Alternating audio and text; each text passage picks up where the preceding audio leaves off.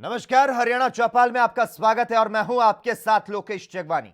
हरियाणा सरकार की ओर से साल 2016 में शुरू की गई म्हारा गांव जगमग योजना में मुख्यमंत्री मनोहर लाल का गोद लिया गांव क्योड़क बिजली चोरी के कलंक से उबर गया है। एक साल पहले इस गांव में जहां गांव के लोग ही मीटर बाहर लगाने का विरोध करते थे, आज वही गांव बिजली के बिलों का पूरा भुगतान कर रहे हैं, जिसका नतीजा है कि गांव में बिजली चोरी रुकने के साथ ही 24 घंटे तक बिजली की सप्लाई दी जा रही है। तो वहीं उत्तर हरियाणा बिजली निगम में कैथल चौथे स्थान पर आ चुका है।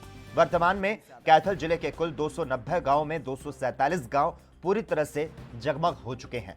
बचे हुए अन्य सभी गांवों को 26 जनवरी तक जगमग कर लिया जाएगा। उत्तर हरियाणा बिजली निगम के अधीन 9 सर्कल में से अब तक केवल 3 सर्कल अंबाला, यमुनानगर और कुरुक्षेत्र से ही पूरी तरह से इस योजना में शामिल हुए हैं, जबकि कैथल इनके बाद योजना में शामिल होने वाला चौथा सर्कल बनेगा। इस योजना को लेकर निगम की ओर से कार्य युद्ध स्तर पर जारी है।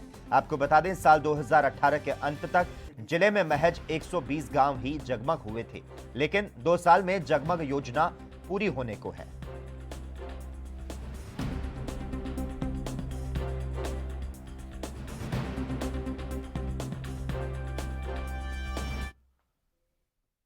और इसी बीच चंडीगढ़ से इस वक्त की बड़ी खबर मिल पा रही है। तमाम दर्शकों को बता दें, सीएम मनोहर लाल की नाबार्ड के साथ जो बैठक थी वो खत्म हो चुकी है। इस बैठक के बाद मुख्यमंत्री मनोहर लाल का बयान सामने आया।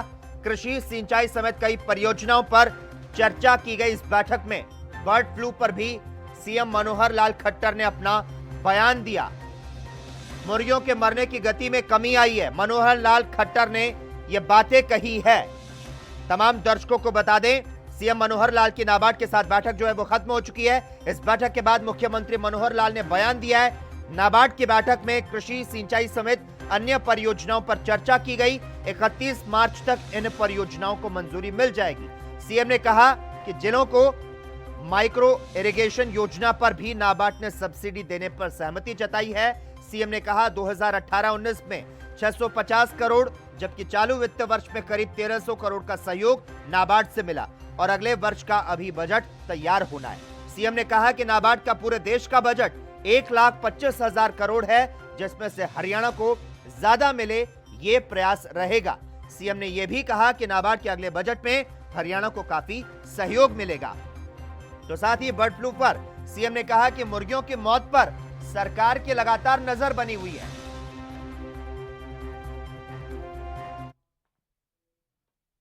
बेरोजगारी को लेकर विपक्ष ने एक बार फिर से हरियाणा सरकार पर निशाना साधा। एक और जहां सरकार रोजगार देने के दावे करती है, तो दूसरी ओर विपक्ष आंकड़े लेकर सामने आ जाता है।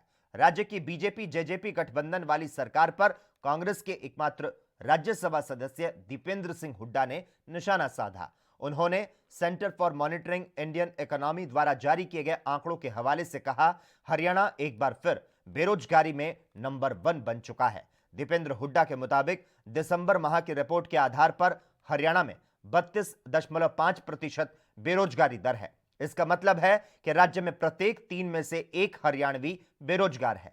यह पूरे देश की औसत बेरोजगारी दर से लगभग 4 गुना ज्यादा है। बीते कई दिनों से लगातार किसानों के बीच पहुंच रहे कांग्रेस संसदीय दल के पूर्व उपनेता दीपेंद्र हुड्डा ने बेरोजगारी के मसले पर सीएम मनोहर लाल और उप मुख्यमंत्री दुष्यंत चौटाला से जवाब देने के लिए कहा है। आपको बता दें, दीपेंद्र हुड्डा लगातार किसान आंदोलन के नाम पर हरियाणा की गठबंधन सरकार को घेर रहे हैं और अपनी बात कह रहे हैं।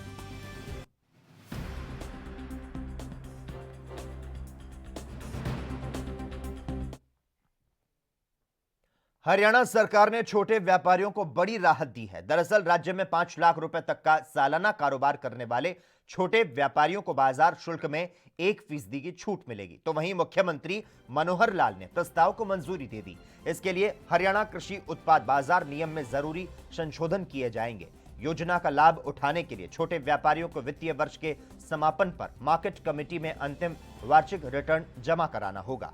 इसमें यह दिखाना पड़ेगा कि पिछले साल के दौरान कृषि उपज की बिक्री से उनका कुल वार्षिक कारोबार 5 लाख रुपए से कम था। इसके बाद अगर व्यापारी ने इस तरह की खरीद फरोख्त पर राज्य की किसी भी मार्केट कमेटी में कोई मार्केट फीस जमा कराई है, तो वह उस कारोबार पर 1% तक के क्लेम रिफंड का हकदार होगा।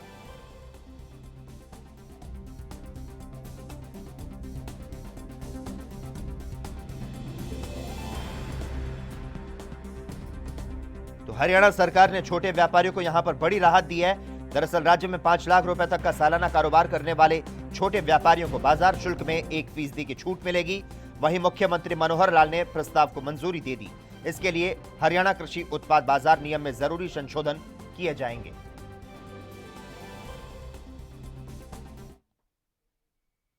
गुरुग्राम में दिल्ली के कॉल सेंटर संचालक से 3 करोड़ रुपए के रिश्वत मांगने के मुद्दे पर कांग्रेस ने सरकार को घेरना शुरू कर दिया है। एनआईटी फरीदाबाद से कांग्रेस विधायक नीरज शर्मा ने 3 करोड़ रुपए की रिश्वत मांगकर कारोबारी को 3rd डिग्री देने वाले अधिकारियों पर सख्त कार्रवाई की मांग की है।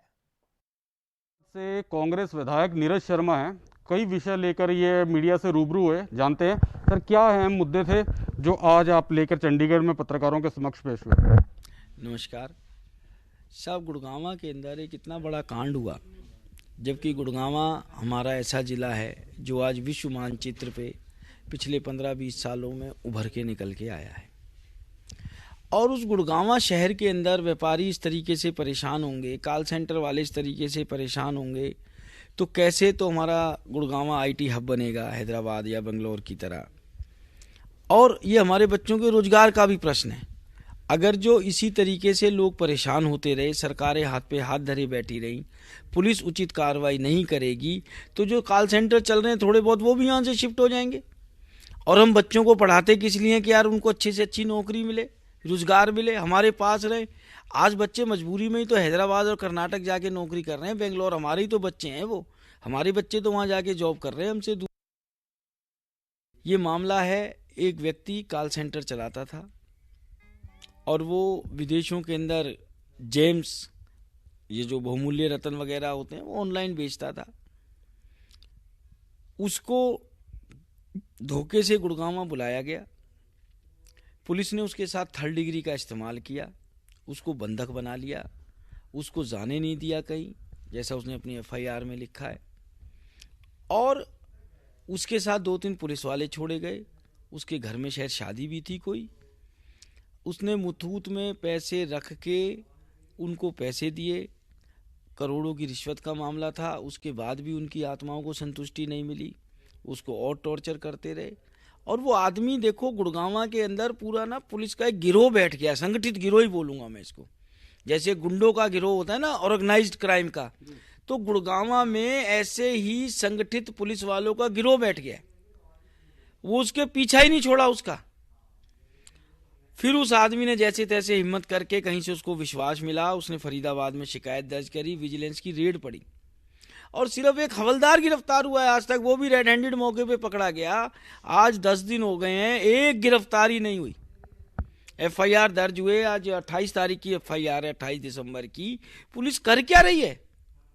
पुलिस के मुलाजिम है वो। आप नौकरी देते हैं, उनकी से शिनाख्त कराते हैं, उनके सर्टिफिकेट लेते हैं कि हम इनको जानते हैं, इनके परिवार को जानते हैं। ऐसे कौन सी उनको धरती खा गई कि 10 दिन से हरियाणा पुलिस के पकड़ में ही नहीं आ रहे? इतने बड़े ये लोग हो गए। और दूसरा, विजिलेंस वालों ने FIR में इन पे धाराएं हल्की लगाई हैं। ये मामला डकैती का बनता है, पैसा लूटा गया, डरा के लूटा गया। 4 से ज़्यादा आदमी थे।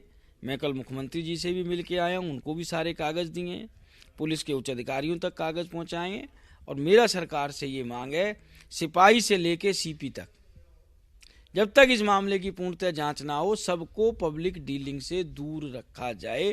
क्योंकि इसमें एक सिपाही की, मैं नहीं समझता करोड़ों रुपए रिश्वत लेगा। और सामने नजर आ रहा है, कंप्लेनेंट कह रहा है। इन्हीं सब बातों को लेके मैंने आज यहाँ आपके समक्ष आया। शुक्रिया, हमारे से बातचीत करेंगे। तो ये थे कांग्रेस विधायक नीरज शर्मा, जिन्होंने पुलिस की जो कार्यप्रणाली है या उस पर को लेकर एक बड़ा आरोप लगाया। वहीं फरीदाबाद नगर निगम में एक बड़े भ्रष्टाचार को लेकर मुख्यमंत्री को पत्र भी लिखा और उनसे मुलाकात भी की है। कैमरामैन करमवीर वालिया के साथ ANV न्यूज़ के लिए चंडीगढ़ से अभिषेक तक्षक। दुष्कर्म और हत्या के मामले में 20 साल की सजा काट रहे डेरा सच्चा सौदा प्रमुख गुरमीत राम रहीम की शक्ल जेल जाने के बाद पहली बार नजर आई है।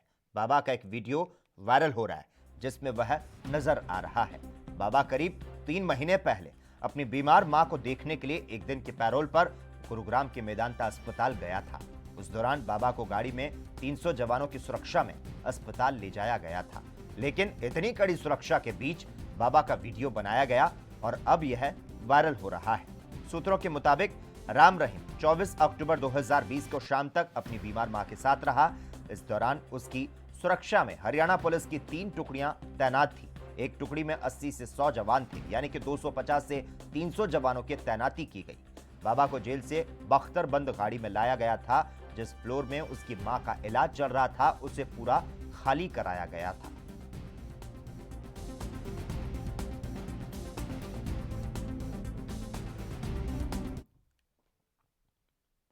हरियाणा से जल्द ही देश की पहली एयर टैक्सी शुरू होगी और इसके साथ ही मिडिल क्लास लोगों का हवाई यात्रा करने का सपना आसान होगा।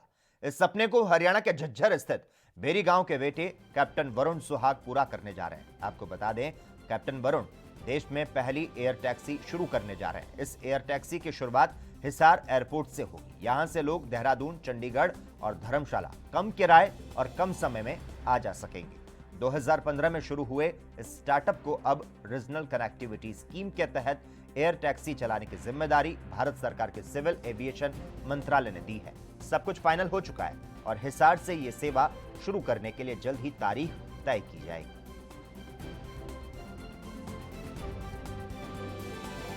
तो आपको बता दें, हिसार से यह सेवा जो है वो शुरू होने जा रही है। हरियाणा से जल्द ही देश की पहली एयर टैक्सी जो है वो शुरू होगी और इसके साथ ही मिडिल क्लास लोगों का हवाई यात्रा करने का जो सपना है वो पूरा होता हुआ नजर आएगा। इस सपने को हरियाणा के झज्जर स्थित बेरी गांव के बेटे कैप्टन वरुण सुहाग पूरा करने जा रहे हैं। आपको जानकारी दे दें, कैप्टन वरुण देश में पहली एयर टैक्सी शुरू करने जा रहे हैं। इस एयर टैक्सी की शुरुआत हिसार एयरपोर्ट से होनी है।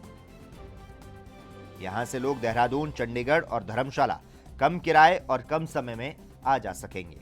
2015 में शुरू हुए स्टार्टअप को अब रीजनल कनेक्टिविटी स्कीम के तहत एयर टैक्सी चलाने की जिम्मेदारी भारत सरकार के सिविल एविएशन मंत्रालय ने दी है। सब कुछ फाइनल हो चुका है।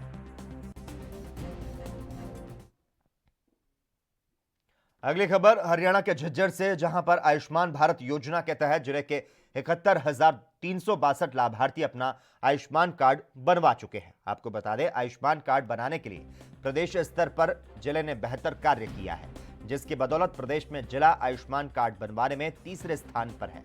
स्वास्थ्य विभाग का लक्ष्य अधिक से अधिक लोगों के आयुष्मान कार्ड बनाकर उन्हें लाभ देना है। इस दौरान सिविल सर्जन संजय दहिया ने कहा कि स्वास्थ्य विभाग की टीमें अधिक से अधिक लाभार्थियों के आयुष्मान कार्ड बनाने में जुटी हुई है। इसीलिए जो भी लाभार्थी है वे अपना आयुष्मान कार्ड जरूर बनवाएं, ताकि जरूरत पड़ने पर 5 लाख रुपए तक का निःशुल्क इलाज करवा सके। लाभार्थी देश भर में कहीं भी आयुष्मान भारत योजना के अंतर्गत आने वाले प्राइवेट और सरकारी अस्पतालों में अपना इलाज करवा सकते हैं।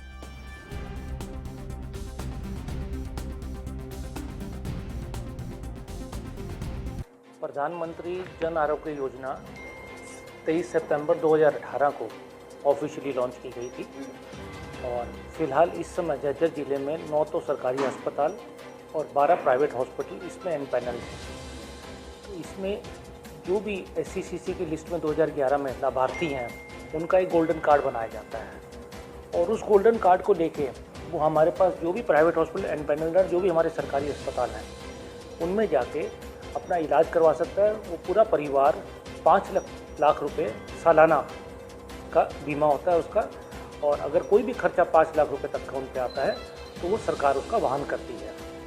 अब तक तकरीबन हम लोगों ने झज्जर जिले में 8,400 मरीज इसका फ़ायदा उठा चुके हैं और गवर्नमेंट द्वारा गवर्नमेंट सेक्टर और प्राइवेट सेक्टर को तकरीबन 7.5 करोड़ रुपए। हरियाणा चौपाल में खबरों का सिलसिला लगातार जारी रहेगा। हम यहां पर रुकते हैं एक छोटे से ब्रेक के लिए।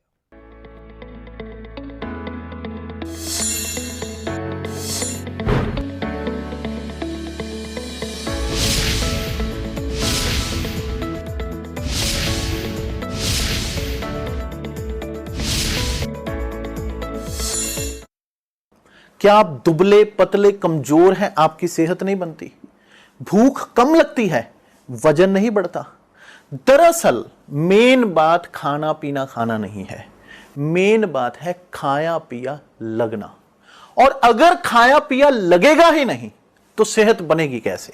इसलिए हमारी संस्था सन्यासी आयुर्वेदा ने एक ऐसी दवा बनाई है जो कि आपके पाचन तंत्र को, आपके लीवर सिस्टम को ठीक करने का काम करती है, ताकि आप जो भी खाएं उसका पूरे का पूरा निचोड़ आपके शरीर को लगे, आपकी भूख बढ़े, खाया पिया सही से लगे, नया खून बने, हड्डियों में जान आए, वजन बढ़े, ताकत बढ़े, चेहरे पर नूर आए और आप मोटे तगड़े खूबसूरत पर्सनैलिटी के मालिक बन जाएं।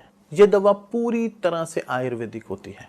इसका शरीर पर कोई भी साइड इफेक्ट, कोई भी नुकसान या दुष्प्रभाव नहीं होता। लड़के लड़कियां दोनों इसका इस्तेमाल कर सकते हैं और पहले 15 दिन के अंदर ही आपको इसका असर महसूस हो जाएगा। सिर्फ 650 रुपए की पूरे 1 महीने की दवा होती है और आप इसे घर बैठे 01145454545 पर फोन करके दवा मंगवा सकते हैं।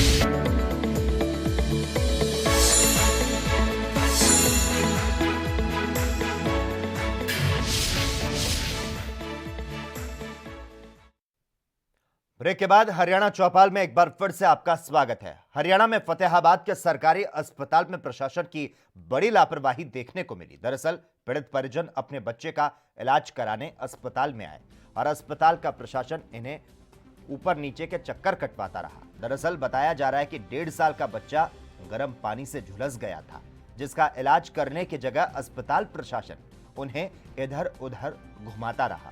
परिजनों ने अस्पताल प्रशासन पर लापरवाही का आरोप लगाया है।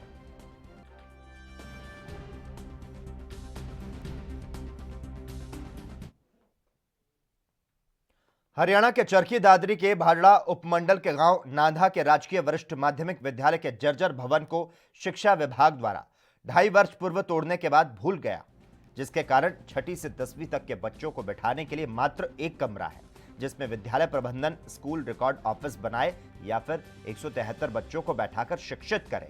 इससे विद्यार्थियों को पिछले 2.5 वर्ष से ठिठुरती हुई ठंड में खुले आसमान के नीचे बैठकर पढ़ना पड़ रहा है, लेकिन शिक्षा विभाग और प्रशासन मामले में मूक दर्शक बना है। राजकीय वरिष्ठ माध्यमिक में कक्षा प्रथम से 10वीं तक कुल 283 बच्चे पढ़ाई करने के लिए आते हैं। ऐसे में बच्चों के बीमार होने का खतरा बना रहता है।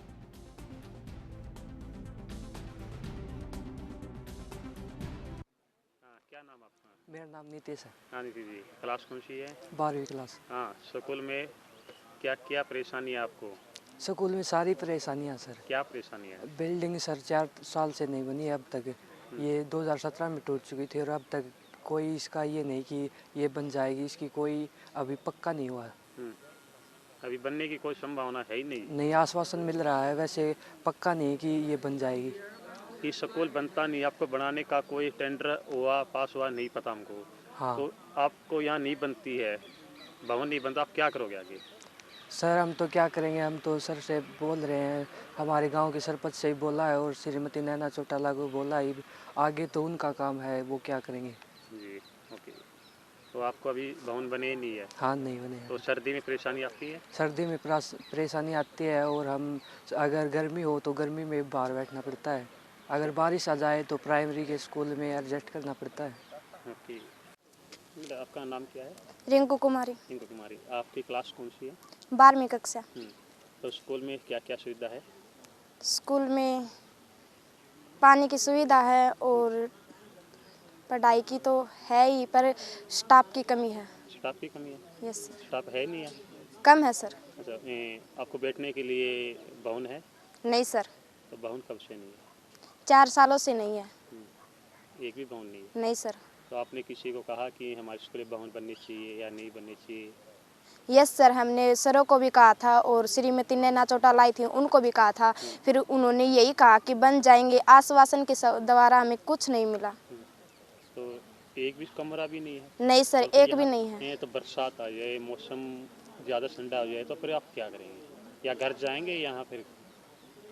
हमारी प्राइमरी स्कूल में एडजस्टमेंट कर लेते फिर लेकिन हमें छोटे बच्चों की शोर शराबे में हमारी पढ़ाई में तकलीफ आती है।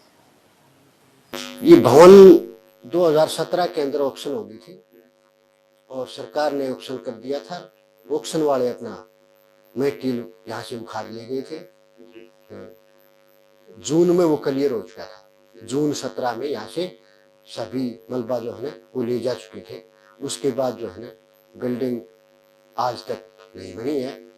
उसका कुछ बजट तो सरकार कह रही है पास हुआ है 4 करोड़ 17 लाख, परंतु अभी तक कोई बिल्डिंग शुरू नहीं हुई है और टेंडर पता नहीं, हमारे पास कोई सूचना नहीं है किस कंपनी को दिया है किसको नहीं दिया है। इसके मामले में हमारे पास। गुरुग्राम में निजी स्कूल संचालकों ने स्कूल पर बढ़ रहे खर्चे को लेकर शिक्षा मंत्री के नाम ज्ञापन सौंपा। इस दौरान स्कूल संचालकों का कहना है कि पहली क्लास से लेकर 8वीं क्लास तक की कक्षाओं को भी शुरू किया जाए, जिससे स्कूल पर बढ़ रहे खर्चे को कम किया जाए। तो साथ ही कहा कि लॉकडाउन के बाद जिस तरह से स्कूल पूरी तरह से बंद रहे और अब 9वीं क्लास से 12वीं क्लास तक ही स्कूल खोले गए, जिसके चलते स्कूलों पर लगातार खर्चा बढ़ रहा है। यही नहीं, बसों का टैक्स, प्रॉपर्टी टैक्स, बिजली का बिल, इसके अलावा कई अन्य खर्चे स्कूलों पर लगातार बढ़ रहे हैं, जिसके चलते स्कूल संचालकों को काफी दिक्कतों का सामना करना पड़ रहा है।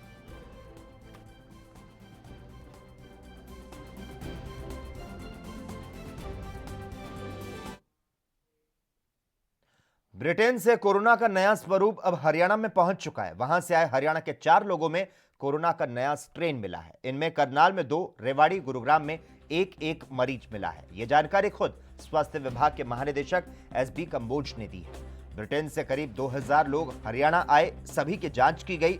इन मरीजों के संपर्क में आए लोगों के भी सैंपल लिए जा रहे हैं। जिन लोगों के टेस्ट किए गए उनमें 11 लोग कोरोना पॉजिटिव मिले। इन सभी के सैंपल दिल्ली भेजे गए। इनमें से 4 में ब्रिटेन का नया स्ट्रेन मिला। चारों मरीजों को अस्पताल में आइसोलेट किया गया है। केंद्रीय स्वास्थ्य मंत्रालय के अनुसार ब्रिटेन में पाए गए कोरोना के नए स्ट्रेन से संक्रमित भारत में 20 नए मरीज मिले हैं। इस स्ट्रेन से संक्रमितों की कुल संख्या 58 हो चुकी है।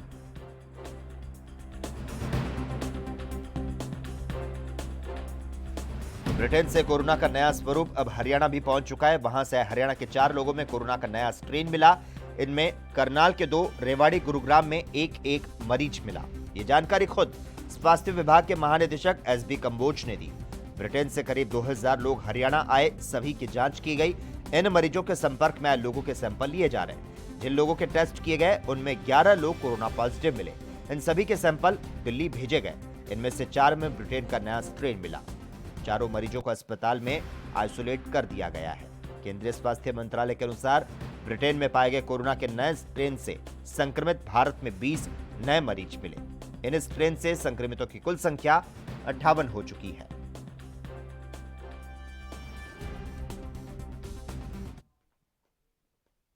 पंजाब और हरियाणा में रुक रुक कर बारिश हो रही है, जिसके चलते न्यूनतम तापमान सामान्य से ज्यादा दर्ज किया गया।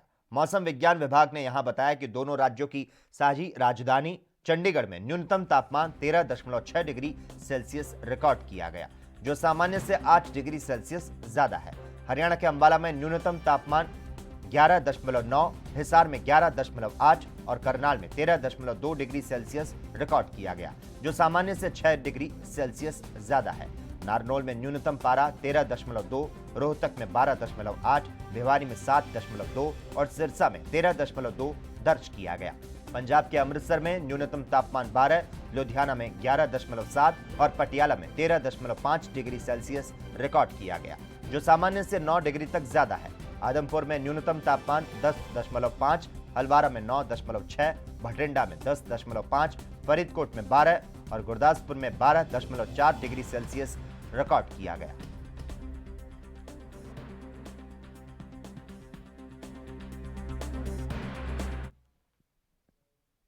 और इसी के साथ ही हरियाणा चौपाल में आज के लिए बस इतना ही। तमाम अहम खबरों के लिए लगातार आप देखते रहिए एएनबी न्यूज।